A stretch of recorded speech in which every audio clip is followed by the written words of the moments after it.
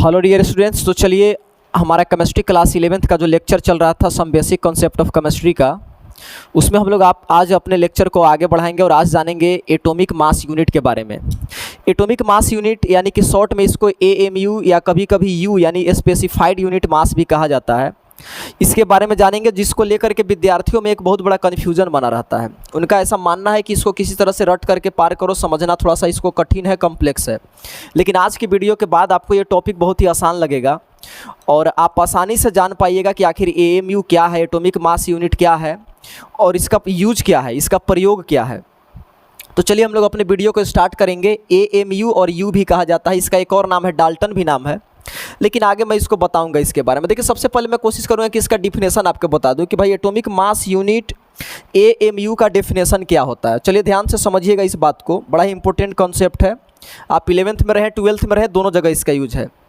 AMU atomic mass unit, Hindi में भी बता देना चाहूँगा, परमाणु द्रव्यमान इकाई बोलते हैं इसको, परमाणु द्रव्यमान इकाई। तो इसका परिभाषा है कि एक कार्बन 12 एटम आप उठाइए। सबसे पहले एक क्या उठाइए, कार्बन 12 एटम यानी कि परमाणु उठाइए। कार्बन 12 मतलब कि एक ऐसा कार्बन जिसका मास यानी द्रव्यमान 12 हो। ठीक है भाई, तो एक कार्बन 12 परमाणु उठा लिए।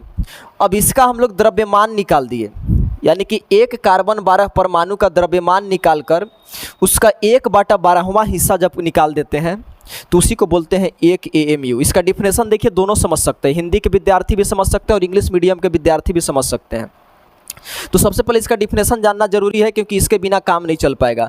तो एक कार्बन 12 परमाणु ले लेंगे और उसका द्रव्यमान निकालेंगे, मास निकालेंगे। उसके बाद उसका 1/12वां हिस्सा कर देंगे, जो मिलेगा उसी को बोलेंगे एक एएमयू। अब आप ये बोलिए कि आप बहुत दिन से एएमयू के बारे में बात कर रहे हैं, इसका क्या यूज है, इसका क्या इंपॉर्टेंस है। तो देखिए इसका इंपॉर्टेंस बहुत ही भयानक इंपॉर्टेंस है आपके केमिस्ट्री में। जब भी एटॉमिक मास यानी परमाणु द्रव्यमान का बात होगा और स्टूडेंट को अगर इसका आइडिया नहीं है तो सीधा सीधे जानिए कि वह केवल रोट लर्निंग कर रहा है, मतलब कि उसको रटने का कोशिश कर रहा है। इसके बिना आप एटॉमिक मास समझ ही नहीं सकते कि आया कहाँ से, कैसे आया। तो मैं उम्मीद करूंगा कि आप इस डिफिनेशन को समझ गए होंगे और इसको उतार भी लिए होंगे, नोट डाउन भी करते जाइएगा, जोट डाउन करते जाइएगा। अब समस्या है कि भाई ठीक है, इसका डिफिनेशन तो जान गए कि एक कार्बन 12 एटम परमाणु लेकर के उसका मास निकालेंगे और उसका 1/12वां हिस्सा कर देंगे तो हमको मिल जाएगा एएमयू। अब सवाल है कि ठीक है, आप इसको कैलकुलेट करके बताइए ना, इसका वैल्यू कैसे कैलकुलेट करें। तो सबसे पहला जो समस्या आता है कि एक कार्बन 12 एटम का मास कैसे निकाला जाए। तो देखिए आपने नाम सुना होगा अवोगाद्रो नंबर, अवोगाद्रो संख्या का, इंग्लिश से बोले तो एवोगाड्रोज नंबर। तो उसी का हेल्प लेकर के हम लोग भाई मास कैलकुलेट करेंगे। ध्यान से देखिएगा, ध्यान से समझिएगा। हम लोग जानते हैं, लिखेंगे सिंस 6.022 इंटू 10⁻23 एटम मोलिकुल्स या आयन कुछ भी रहे। तो यहाँ पे तो परमाणु लेना है, एटम लेना है, तो यहाँ लिखेंगे परमाणु यानी कि एटम। किसी का भी अगर हम लोग इतना एटम लेंगे तो उसके एटॉमिक मास के बराबर होता है। तो हमको यहाँ लेना है कार्बन, तो इतना अगर हम लोग कार्बन एटम लेते हैं तो उसका मास हो जाता है कितना, 12 ग्राम। ठीक है भाई, 12 ग्राम होता है। तो 12 ग्राम होता है। तो अब समस्या है कि अगर हम एक परमाणु यानी कि एक कार्बन एटम का अगर मास निकालें तो वो कितना हो जाएगा, तो वह हो जाएगा 12/6.022 इंटू 10⁻23 ग्राम। ये तो बड़ा आसान था, निकाल दिए। एक कार्बन 12 एटम का द्रव्यमान मास कैसे निकाले, तो बस ऐसे निकाले, खत्म हो गया कहानी। यानी कि 12/6.022 इंटू 10⁻23 ग्राम आ गया। क्या आ गया, तो एक कार्बन 12 परमाणु का द्रव्यमान आ गया। आप बोलिएगा कि अगर यहाँ पे दिया हुआ रहता नाइट्रोजन तो कैसे ज्ञात करते, तो 12 के जगह 14 रख देते। ऑक्सीजन रहता तो 16 रख देते, फिर 16 ये हो जाता। इस तरह से आपको मैंने बता दिया कि किसी भी एक एटम का, मोलिकुल्स का या आयंस का कैसे मास निकाला जाता है। बस उसमें अवोगाड्रो नंबर से डिवाइड कर देना, इसको बोलते हैं अवोगाड्रो संख्या। अब आप बोलिए कि ये तो आपने एक कार्बन एटम का द्रव्यमान या मास निकाला, लेकिन आपने मुझे बताया कि अब इसका 1/12वां हिस्सा भी करना होगा, इसका 1/12वां हिस्सा भी करना होगा।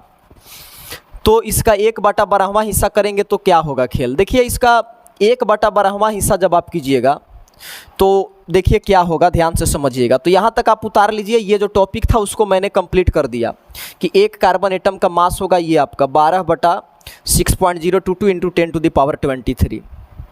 तो ठीक है, अब भाई सवाल आता है कि आप बताइए कि एक एएमयू कैसे ज्ञात करते हैं। ठीक है, इसको आपने उतार लिया होगा तो आगे चलेंगे। एक एएमयू का मान कैसे ज्ञात करते हैं, तो देखिए एक एएमयू का मान ज्ञात करने का डिफिनेशन से ही मैंने आपको बताया था कि कार्बन 12 एटम का जो मास होगा, कार्बन 12 एटम का मास, कार्बन 12 एटम का जो मास अभी आपने निकाला, द्रव्यमान आपने निकाला, उसका 1/12वां हिस्सा कर देना है, यानी कि 12/6.022 इंटू 10⁻23 आया, इतना ग्राम आया। तो अब आपको निकालना है एक एएमयू का मान निकालना है, तो इसलिए एक एएमयू क्या होता है, एएमयू या यू भी इसको बोल सकते हैं, तो इसको आप कन्फ्यूज़न में ना लें। तो याद रखिएगा, इसको बोलते हैं 1/12 किसका, तो कार्बन 12 के मास के या द्रव्यमान के। तो ठीक है भाई, ये है मास, उसका 1/12 कर देते हैं, तो लिखेंगे 1/12 गुना ये वाला कर देते हैं 12/6.022 इंटू 10⁻23। अब कितना लेवल है कि इसको काट दिए। अब इसको काटेंगे तो क्या आएगा, तो अब इसको जब काटिएगा तो अब जो वैल्यू आपको मिलेगा तो उसी को बोलते हैं हम लोग एक एएमयू। क्या बोलते हैं, एक एएमयू। ये बड़ा इंपॉर्टेंट कॉन्सेप्ट है, इस बात को एकदम ध्यान से समझिएगा। एक एटॉमिक मास यूनिट इसे को ही बोलते हैं। जो कार्बन 12 परमाणु का द्रव्यमान यहाँ पे आया, उसका 1/12वां भाग जब हमने निकाला 1/12 से गुना करके, तो जो भी मिला उसी का नाम है एक एएमयू। आप बोलिए कि तो ठीक है, इसका वैल्यू बताओ ना मुझे कैलकुलेट करके। तो याद रखिएगा, जब आप इसको कैलकुलेट करिएगा पूरी तरह से, फिर फाइनल कैलकुलेशन आप जब इसका कीजिएगा तो इसका जो वैल्यू आएगा उसको मैं अभी तुरंत बता रहा हूँ, लेकिन आप इसको जल्दी से नोट कीजिए। आप इसको नोट कीजिए वीडियो को पॉज करके या किसी तरह से। इसी का नाम है एक एएमयू या एक यू। मेरे दोस्त याद रखिएगा, कार्बन 12 का जो मास था उसका 1/12वां हिस्सा को बोलते हैं एक एएमयू।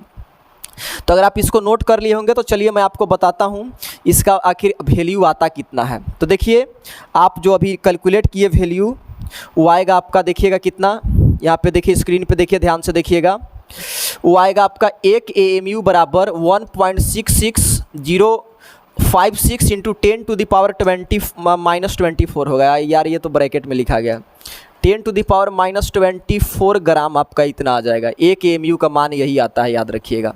अब ये कैसे आया, कहाँ से आया, मैंने आपको प्रूव करके बताया, मैंने इसको डिराइव करके बताया। तो एक कॉन्सेप्ट और जानिएगा कि एएमयू का जो एक और प्यारा सा नाम है, डाल्टन भी नाम है इसका, या इसका नाम है स्पेसिफाइड एटॉमिक यूनिट मास, जिसको यू से डिनोट करते हैं। तो कभी कभी आपको कंफ्यूज करने के लिए पूछा जाएगा कि एएमयू और यू और डाल्टन क्या एक ही चीज़ है, तो आपको बोलना है यस, ये तीनों का तीनों एक ही चीज़ है, सेम चीज़ है। आपको कन्फ्यूजन में जाने का ज़रूरत नहीं है, आपको पागल होने का ज़रूरत नहीं है। तो एक एएमयू का मान तो अब हमने निकाल दिया। अब आप सवाल उठाइए कि इसका क्या इज्जत है यार, इसका क्या मार्केट में मतलब वैल्यू है, क्यों बार बार इसके पीछे हम लोग लगे हुए हैं। एक एएमयू का मान अगर न जाने, इसके बारे में न जाने, तो हमें क्या दिक्कत है। तो आप इस पॉइंट को नोट कर लीजिए, और अभी कभी मैं आपको बताने वाला हूँ कि इसका क्या यूज होता है। चलिए, यानी कि आज के बाद आप जब भी बात कीजिएगा एएमयू का, तो वहाँ पे एक पॉइंट केवल आप याद रखिए कि किसी भी एलिमेंट का अगर आपको परमाणु द्रव्यमान यानी कि एटॉमिक मास निकालना है, तो याद रखिएगा आप एएमयू का प्रयोग करके आसानी से निकाल सकते हैं। इस बात को एकदम माइंड में बैठा लीजिए आप। अगर आप एएमयू का प्रयोग करके कैलकुलेट कर रहे हैं तो एटॉमिक मास सबका इसी के माध्यम से निकलता है। तो आप बोलिए कि कैसे निकलेगा भाई, एएमयू के बिना तो एटॉमिक मास हमने कई दिन से रटते आ रहे हैं हम लोग पीरियोडिक टेबल से देख देख करके। लेकिन याद रखिएगा, सारा का सारा एटॉमिक मास निकाला जाता है एएमयू के सहायता से ही निकाला जाता है। जैसे आप बोलिए कि एक दो एग्जाम्पल लेकर के बता दो मुझे, ये तो खैर हम जानते ही हैं, तो चलिए इसका एग्जाम्पल लेकर के बताते हैं। हाइड्रोजन का मान लीजिए एटॉमिक मास निकालना है हमको, तो देखिए आपको इसमें एक फार्मूला याद रखना है, आप इसके माध्यम से किसी का भी ज्ञात कर सकते हैं। हाइड्रोजन का निकाल के दिखाते हैं आपको। तो इसका एटॉमिक मास होगा, हाइड्रोजन का एटॉमिक मास, हिंदी वालों आप टेंशन ना लीजिए, इसका होता है परमाणु द्रव्यमान, यही तो पढ़ रहे हैं हम लोग भाई। तो ये होता है एक हाइड्रोजन एटम का मास, एक हाइड्रोजन एटम का मास, और बटा में होता है एक एएमयू वाला मास। मतलब किसी भी एटम का अगर परमाणु द्रव्यमान एटॉमिक मास निकालना है तो उसके एक एटम के मास में एक एमयू से भाग दे दीजिए आप, उसका एटॉमिक मास आसानी से निकल जाएगा। तो अब आप ये बोलिए कि एक हाइड्रोजन का मास अब कहाँ से आएगा भाई, तो इसको भी एवोगाड्रोज नंबर से आप निकाल सकते हैं।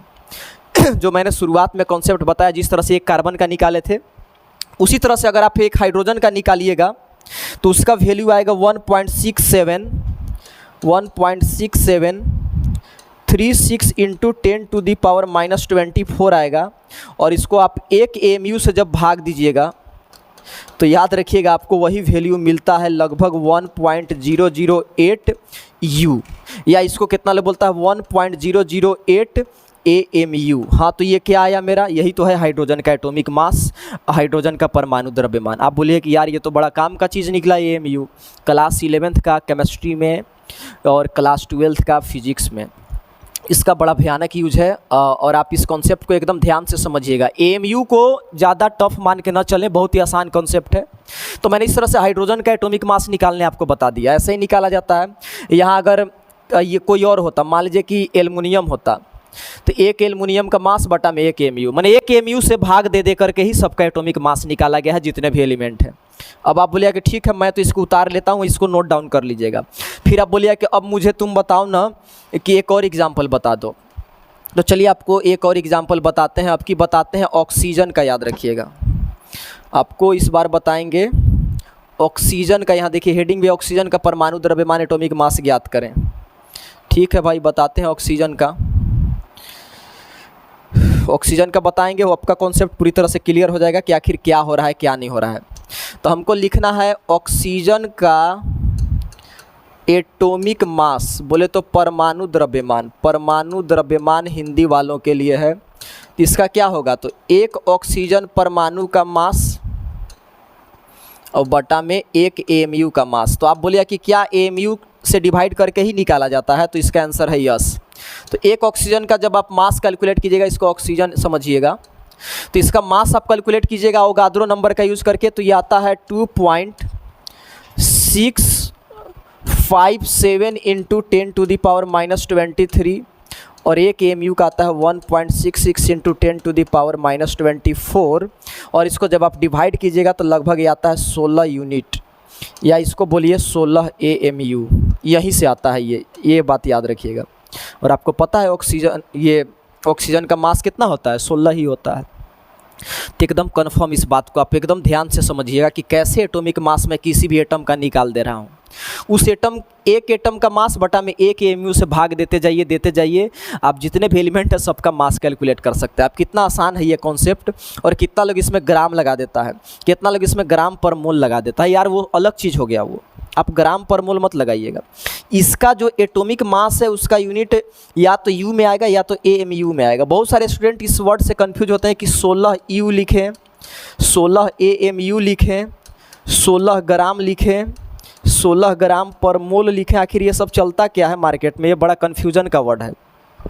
तो इस बात को आप एकदम कन्फर्म याद रखिएगा कि ये दोनों जो है सेम चीज़ है, और ये है परमाणु द्रव्यमान एटॉमिक मास। तब आप बोलिए कि तो फिर ये क्या चीज़ है, तो इसको मैं आगे आने वाले वीडियो में बताऊंगा, इसको लेकर के आप टेंशन ना लें।